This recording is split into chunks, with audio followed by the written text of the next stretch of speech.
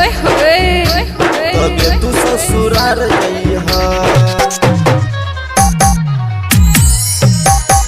DJ Kanchan Raj Muzaffarpur.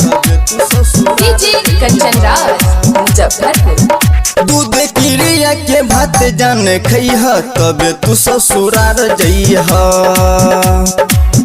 दूध किरिया के भात जान खइहा तबे तू ससुराल जइहा। जान हो चल जइबू जान हो। दूध किरिया के भात जान खइहा तबे तू ससुराल जइहा। दूध किरिया के भात जान खइहा तबे तू ससुराल जइहा। तू ससुराल जइहा।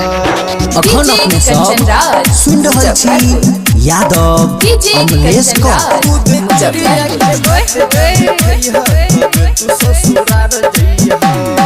लागी मोरी देहिया में आगी लाहस देखे अयो शमशान में। देलू धोखा मिल गेल मौका खुश रहिया पियावा के गाँव में। दिहालू गम तर पीले हम हा दिहालू गम तर पीले हम तोरा प्यार में बानी बर्बाद हो बर्बाद। दूध किरिया के भात जान खइहा तबे तू ससुराल जइहा। दूध किरिया के भात जान खइहा तबे तू ससुराल जइहा। जान हो जान हो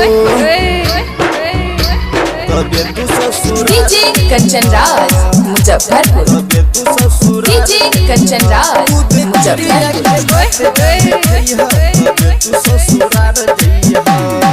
जी न पाई यादव अमलेश आज कसम खाके कहतानी हो। राइटर धरा महेंद्र से पूछा जन्मों से ज्यादा तो के चाही हो।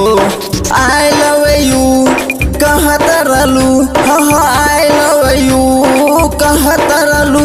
अब दूसरा के साथ तू रहबू हो तू रहबू। दूध किरिया के भात जान खइहा तबे तू ससुराल जइहा। दूध किरिया के भात जान खइहा तबे तू ससुराल जइहा।